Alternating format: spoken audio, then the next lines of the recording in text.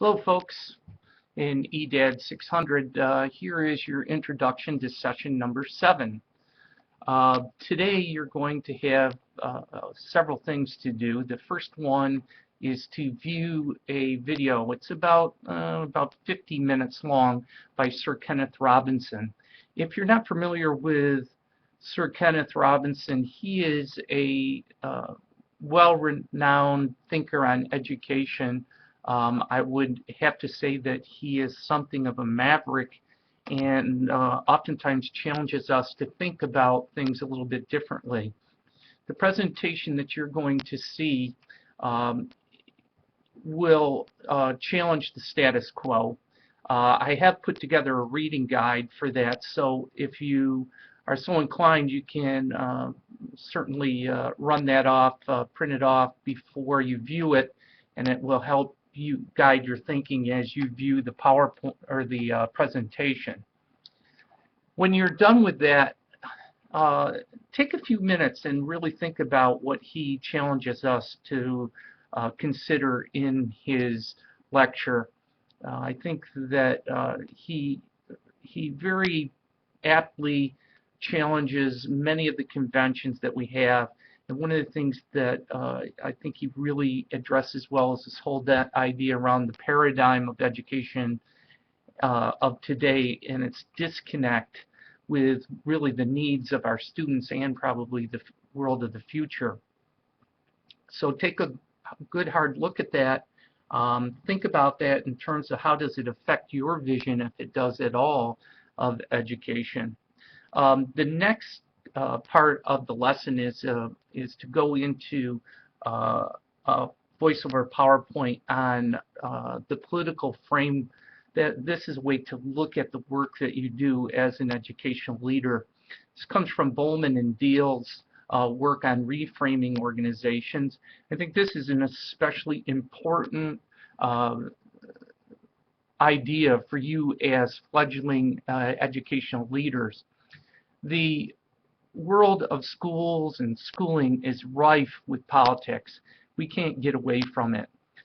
Noted political scientist Harold Laswell once said that politics is who gets what and why, and I think that that's really something that you ought to be thinking about in terms of your work in the future as the leader of educational organizations.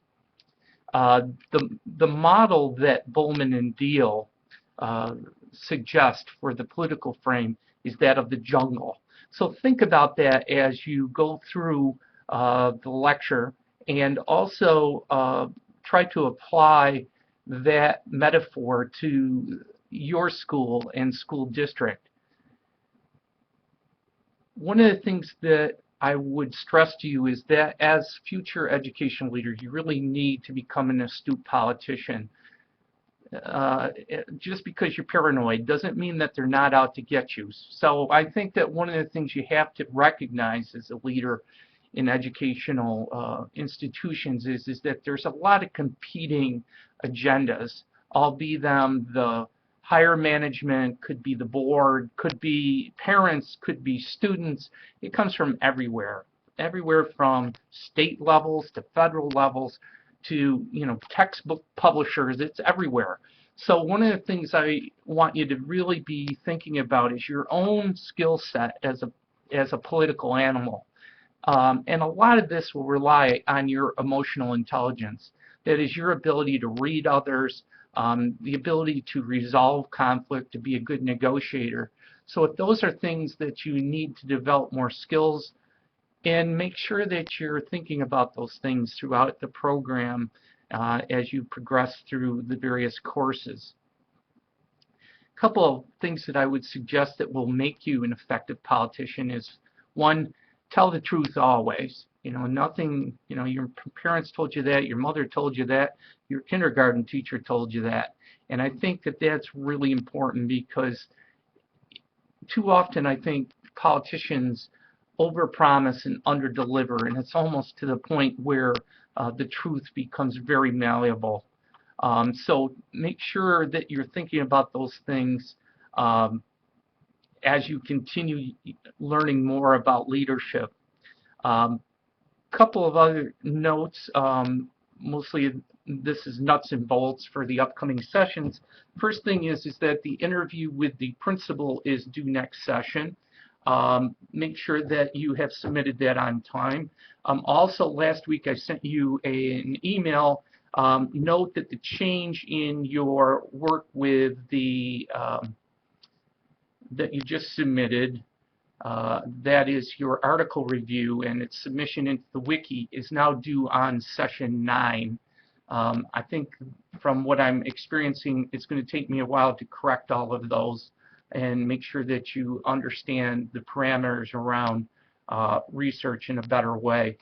So that's the reason why I've extended that out another week. I'll give you some more directions on that next week in terms of submitting it to the wiki.